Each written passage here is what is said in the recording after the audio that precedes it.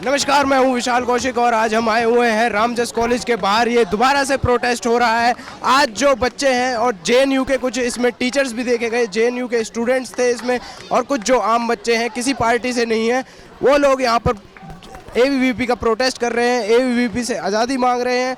और भी भारत में कुछ जो उनके जो मांगे हैं वो आज़ादी मांग रहे हैं। यहाँ पर और भी कुछ बातें हैं, तो इनसे जानते हैं क्या कुछ इनके मुद्दे हैं।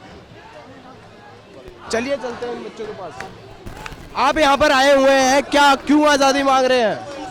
क्यों आज़ादी मांग रहे हैं? किस चीज़ की आज़ादी मांग रहे हैं आप? हम अपनी बात रखने की आज़ादी मांग रहे हैं, जो हमें चाहे डीयू हो या जेएनयू हो या एचसीयू हो, कहीं भी हम बात करने के लिए अपने जाते हैं तो एबीवीपी जो संघ है, आरएसएस का स्टूडेंट विंग, वो हम पे हमला करता है, हमें बोलने नहीं दिया जाता है, हमें एंटी नेशनल किया जाता है। अगर कोई डीयू है, शैक्षणिक संस्थान है, अगर हम वहाँ पे बात नहीं करेंगे तो मुझे नहीं लगता है कि यूनिवर्सिटी कोई पढ़ने लिखने की जगह इसके बाद भी हो सकती है।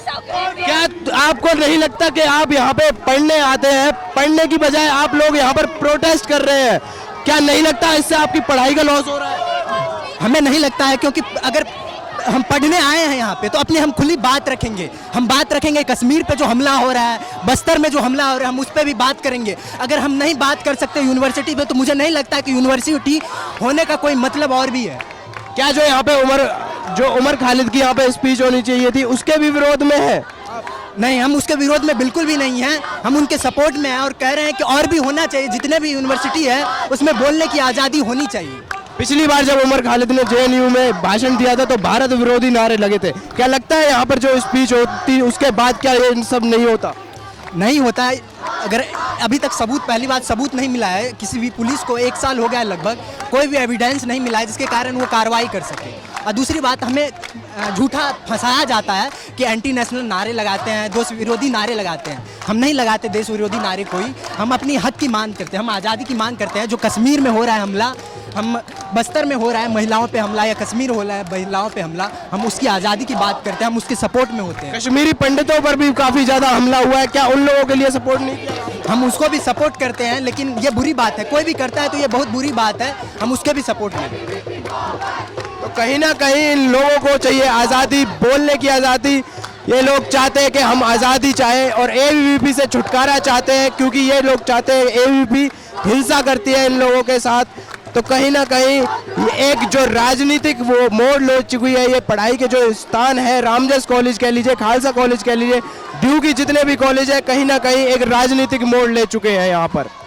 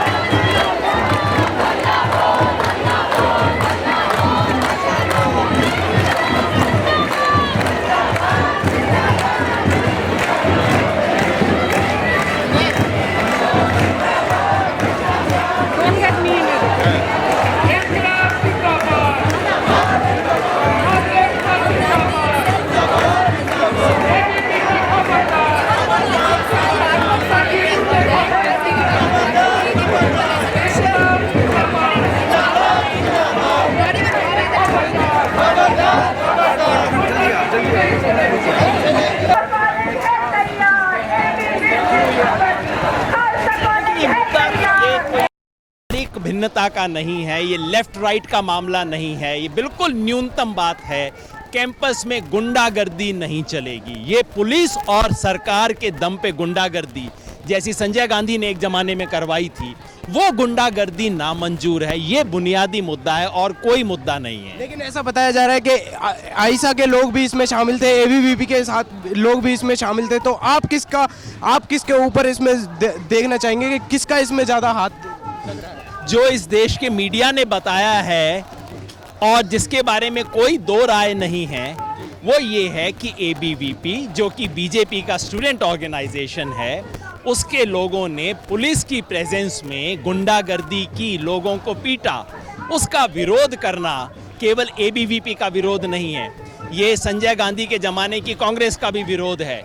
कैंपस में पुलिस और प्रशासन की मदद से किसी किस्म की गुंडागर्दी इस देश में लोकतंत्र को खतरा है, उसका विरोध। क्या जो उमर खालिद की यहाँ पे स्पीच होने वाली थी, आप उसका क्या समर्थन करते हैं? क्या उन्हें आना चाहिए था, स्पीच देनी चाहिए थी? मेरे विचार से मुद्दा ना तो उमर खालिद है, ना अनिर्बाण है, ना लेफ्ट है, ना राइट है। आप डिसएग्री करते हैं, आइए विरोध कीजिए, आप उससे 4 सवाल पूछिए, आप उसको तर्क में हराइए, उसके झूठ का पर्दाफाश कीजिए। लेकिन गुंडागर्दी, मारपीट कैंपस में, ये बिल्कुल अस्वीकार है और वही केवल एकमात्र मुद्दा है और कोई मुद्दा नहीं है। लेकिन अगर हम बात करें जेएनयू की, जेएनयू में जैसे पिछली बार जो वहाँ पे भारत विरोधी नारे लगे, क्या लगता है कि अगर वो उमर खालिद यहाँ पे स्पीच देते तो क्या यहाँ पर भी वो सब हो सकता था? मेरा बार बार ये कहना है, इस देश में पुरानी परंपरा है वैचारिक बहसों की। बहसें होनी चाहिए, जो हमें पसंद नहीं है उससे सवाल पूछने चाहिए, उसकी आलोचना करनी चाहिए, लेकिन हिंसा का कोई स्थान नहीं है। और वो हिंसा जिसमें पुलिस और प्रशासन साथ में हो, वो तो लोकतंत्र को तबाह कर देगी। और आज ये सब जो लोग खड़े हैं, ये कोई लेफ्ट वाले नहीं हैं, राइट वाले नहीं हैं, केवल इस लोकतंत्र की बुनियादी मान्यता को स्थापित करने वाले लोग हैं। Thank you sir. तो रामजस कॉलेज में जो हुआ हादसा, उसके बाद ये एक राजनीतिक मोड़ ले चुका है। इसमें अब जो टीचर्स हैं, कॉलेज के जो फैकल्टीज हैं, वो भी इसमें शामिल आ रहे हैं। आप यहाँ पे प्रोटेस्ट कर रहे हैं बच्चों के साथ, क्या लगता नहीं है कि बच्चों की जो पढ़ाई है, बच्चे जिस चीज के लिए आते हैं, वो आज यहाँ पे रोड पे खड़े हुए हैं, प्रोटेस्ट कर रहे हैं? बच्चों की पढ़ाई तब तक नहीं हो सकती और टीचर तब तक पढ़ा नहीं सकते जब तक ये दहशत का माहौल रहेगा। जिस तरह से टीचर्स की पिटाई हुई है, जिस तरह से बच्चों की पिटाई हुई है, जब तक हमें पुलिस सिक्योरिटी नहीं देगी, जब तक स्टेट सिक्योरिटी नहीं देगा, तब तक पढ़ना बड़ा मुश्किल हो जाएगा। आप लोग किस चीज की यहाँ पे आजादी मांग रहे हैं?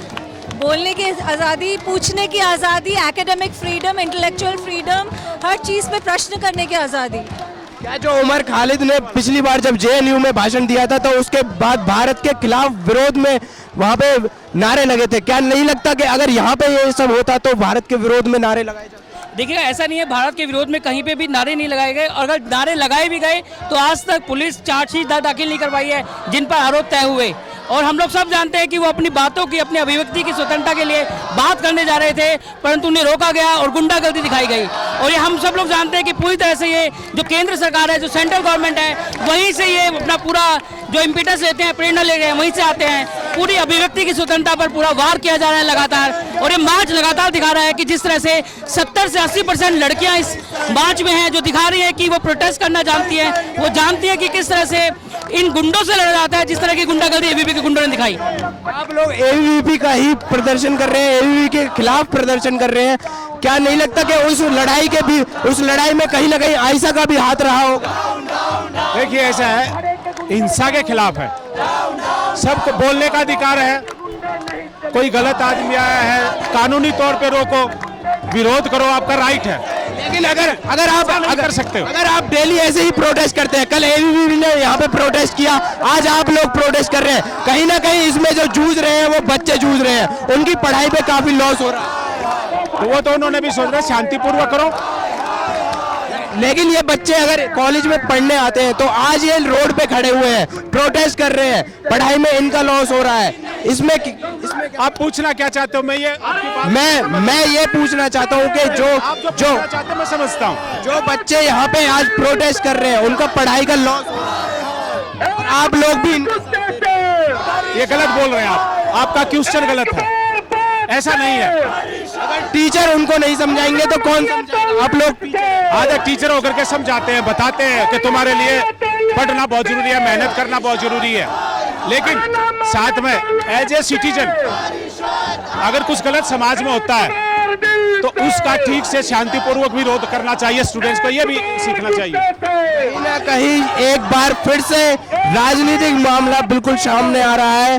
पहले ये हादसा एक प्रोटेस्ट हुआ, प्रोटेस्ट के बाद वायलेंस हुआ और अब फिर से दिन पे दिन प्रोटेस्ट बढ़ता जा रहा है। कभी एबीवीपी प्रोटेस्ट करती है, कभी दूसरी पार्टियां विरोध करती है और आज कुछ हमारे साथ टीचर्स भी इसमें प्रोटेस्ट में शामिल हैं। जेएनयू के कुछ टीचर्स यहाँ पर आए हुए हैं, दिल्ली यूनिवर्सिटीज के कई कॉलेजों से यहाँ पे जो टीचर्स हैं वो यहाँ प्रोटेस्ट में आए हुए हैं। तो देखना दिलचस्प रहेगा कि कब तक ये प्रोटेस्ट ऐसे ही चलता रहता है, कब तक ये लोग आज़ादी मांगते रहेंगे, कब तक ये तकरार ऐसे ही चलता रहेगा, सरकार इस पर कब जल्द से जल्द कदम उठाएगी।